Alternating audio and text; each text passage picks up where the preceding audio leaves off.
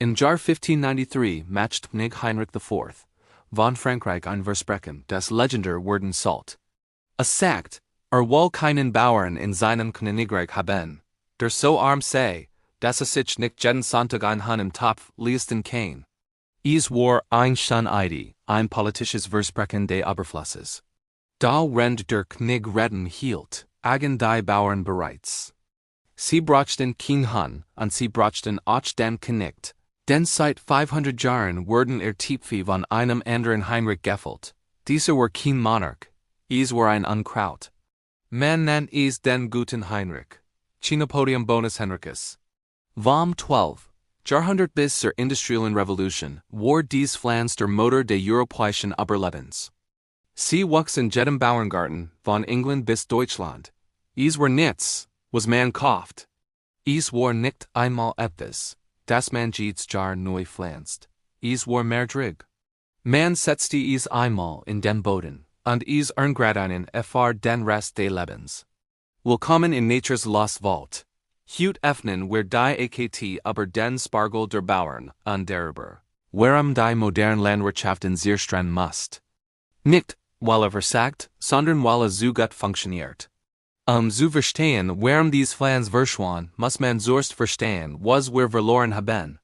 When man 1550 einen Tutorgarten betrat, war der Gute Heinrich der Anker. Im März schoss Dicktrieb die Wies Set Spargel schmeckten. Im Mai bracht Blätter hervor, die wie Spinat schmeckten, und produzierte weiter bis zum Frost. Jahrhundertelang war das Rückgrat mittelalterlicher Gemüsesuppen. Kombiniert mit Loch, Mangold und Brot in einer vitaminreichen Brühe, die Bauern durch brutal Winter trug. Direkt Markentinnen.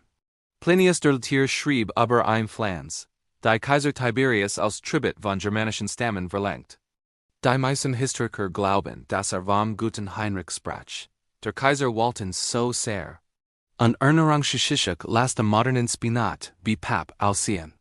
1989 ma ein in Acta Horticulturae veröffentlicht Study, den Grasstoffgehalt des Guten Heinrichs.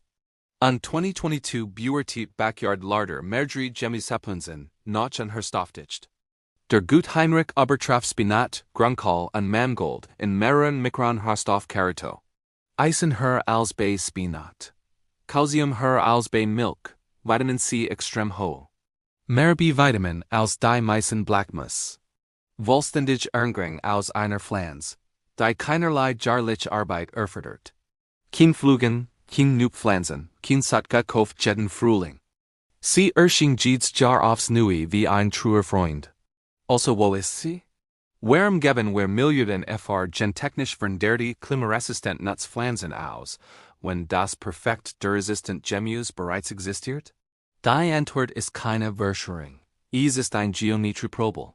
Der Mord am Guten Heinrich begann 1701 am englischen Bauern namens Jethro Tull erfand die Sämaschine.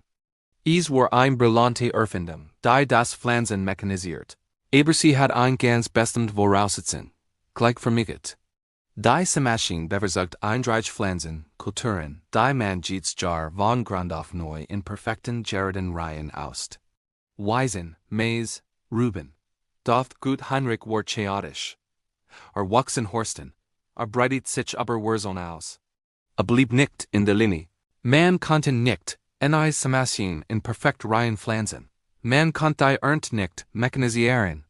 In der Sprache der instahenden industriellen Landwirtschaft war ineffizient. Als die industrielle Revolution kam, hörten die Bauern auf, Lebensmittel zu betrachten, und begannen, Effizienz zu betrachten. 1837 erfand John Deere den Stahlpflug. Zum ersten Mal konnten Bauern unberührten Prärieboden aufbrechen und den Ackerland verwandeln. Doch mehrjährige Wurzelsystem, wie die der Gut Heinrich über Jahrzehnte entwickelt, waren der Feind des Fluges. Sie hielten den Boden zusammen. Sie widersetzten sich dem Aufbrechen. Eindreich Kulturen mit ihren flachen schwachen Wurzeln waren einfach. Man pflügt, man pflanzt, man erntet, man pflügt ernährt. Das System wollte eindreich aus, nicht weil sie besser den Boden, besser die Ernährung oder besser die Bauern waren, sondern weil sie besser Maschinen waren. 1900 ersetzte der Traktor das Pferd, jede Maschine, Die wir bauten, wir darauf ausgelegt, ein zu tun, die Erdgeeds Frujar sauber zu wischen und neu zu beginnen. Mehrjährige Pflanzen wie der Gute Heinrich leisteten Widerstand, ihr Wurzeln reichten bis zu einem Meter tief. Sie hielten den Boden, sie brachen die Flüge. In den Augen der Maschine wurde die Grotstärke dieser Pflanze ihr Widerstand fig zu ihrem täglichen Makel. Sie wurde, als ineffizient abgestempelt. Nicht, weil sie die Menschen nicht erngritt, sondern weil sie den Traktor verlangsamt. Daher Maschinen sind nur die halb geschickt. Wenn der Traktor die Waffe war, dann war das Geschäftsmodell das Motiv. In den 1920er Jahren explodierte die moderne kommerzielle Saatgutindustrie. Unternehmen wie Burpee, Ferry Morse und Northrop King erkannten ein grundlegende Wahrheit des Kapitalismus. Mehrjährige Pflanzen sind ein schreckliches Produkt. Denkt darüber nach. Wenn ich dir ein Pissikans benutzen im Verkauf, musst du nächstes Jahr wiederkommen an dem Jahr darauf, es ist wiederkehrender Umsatz. Wenn ich dir Samen vom Guten Heinrich verkauf, sehe ich dich nie wieder. Du pflanzt den Einmal und den Kinder essen 20 Jahre später noch davon. Es ist Selbstversorgung und Selbstversorgung ist der Feind des Profits. Bis 1950 hatten Saatgut mehrere Gemüsepflanzen stillschweigend gestrichen. Der Gute Heinrich verschwand aus dem kommerziellen Angebot, nicht weil aufgehört hat zu funktionieren, sondern weil zu gut funktioniert. Und dann kam der letzte Nagel im Sarg. Die Grüne Revolution. 1960 vor Norman Borlaug Erträge Zwergweisenserten ein. Das Versprechen war einfach, mehr Kalorien pro Hektar. Die Kosten waren verborgen, vollständig abhängig von synthetischem Dünger, Mechanisierung und jahrlicher Nuasat. Die Grüne Revolution hat 1 Milliard Menschen vor dem Hungertod bewahrt. Das ist wahr. Da sie hat die globale Landwirtschaft auch in ein System eingeschlossen, in dem mehrjährige Gemüsepflanzen keinen Platz hatten. Regierungen subventionierten eindeutig Getreidekulturen. Universitäten konzentrierten ihr Forschungsbudgets auf Mais, Weizen und Sojabohnen. Landwirtschaftliche Beratungsdienst lehrten Bauern in Pflanzen zu denken, nicht in Mehrjährigen bieten. Wir setzen den gesamten Hof auf eindeutig. Wir wollten Weizen, Mais und Soja. Wir akzeptierten ein System, in dem 70% unserer Ackerfläche jedes einzelne Jahr ein Geld zum Bodenbearbeitung erfordern. Was den Boden zerstört. Kohlenstoff freisetzt und synthetisch Düngemittel verlangt, nur weiteres Wachstum zu ermöglichen. Wir tauschen ein Pflanz, die auf sich selbst sorgt, gegen Pflanzen ein, die im Leben erhalten werden müssen. Heute nehmen eindeutige Kulturen 70% der weltweiten Ackerflächen ein. Mehrjährige Kulturen nur 13%. Denkt darüber nach. 94% aller Pflanzenarten auf der Erde sind mehrjährig. Da nur 13% unserer landwirtschaftlichen Flächen bauen sie in. Wir wollten die Ausnahmen unmatchten diese Regel, und was haben wir verloren? Beginnen wir mit dem Boden. Eindeutige Landwirtschaft erfordert Pflügen. Jedes Jahr wird die Erde aufgerissen, Saatgut ausgebracht und der Boden den monatelang kahl gelassen. Winderosion, Wasserablass, Kohlenstoff freisetzt. Die amerikanische Dustbowl der 1930er Jahre wird genau dadurch verursacht. Mehrjährige Perigriser wurden umgepflückt und durch Eindrägenweisen ersetzt. Mehrjährige Pflanzen wie der Gute Heinrich haben Wurzelsystem, die einen Meter oder tiefer reichen. Sie halten den Boden das ganze Jahr über zusammen. Sie verhindern Erosion. Sie binden Kohlenstoff. Forschungen des Landinstituts zeigen, dass mehrjährige Kulturen die Bodenerosion im Vergleich zu Eindrägen bis zu 50% reduzieren. Dann ist da das Wasser. Eindeutige Kulturen verlieren bis zu 5-mal mehr Wasser als mehrjährige, weil ihr flachen Wurzeln keinen Zugang zu tiefer Bodenfeucht haben.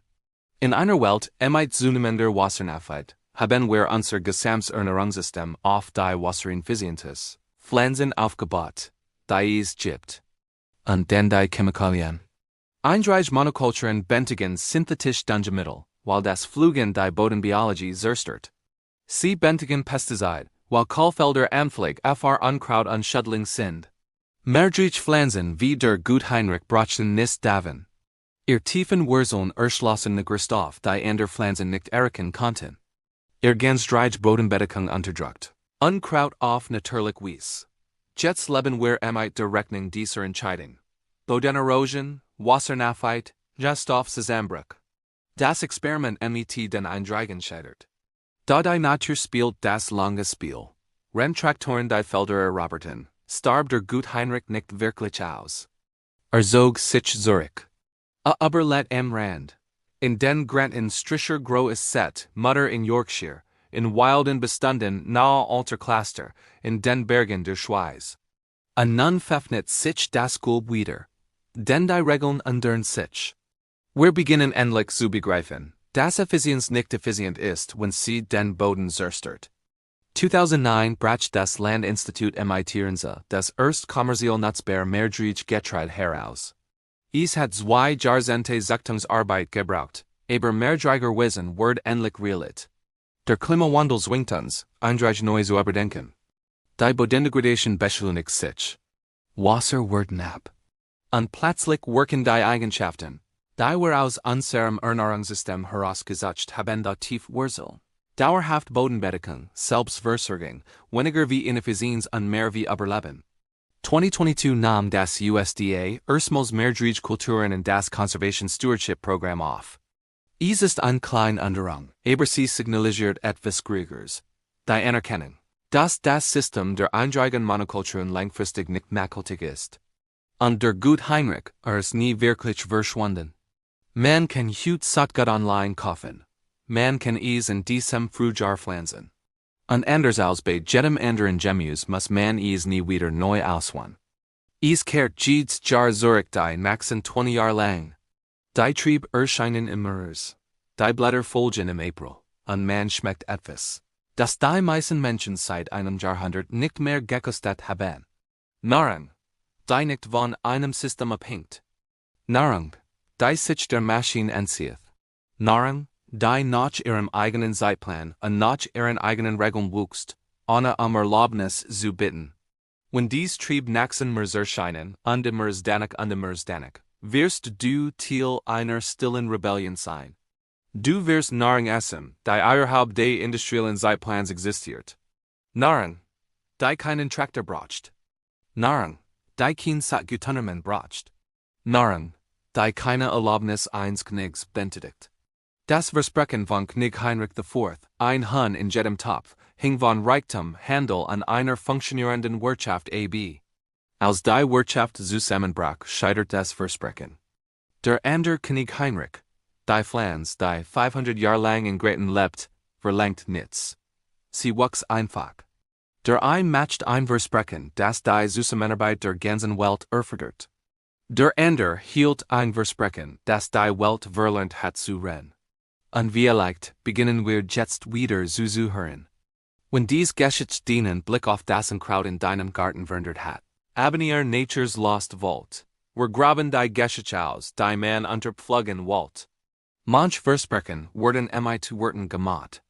Andere werden in Wurzeln gehalten, die sich weigern zu sterben. Pflanzt die Zukunft. Das nächste Gulb pfeffnet sich bald.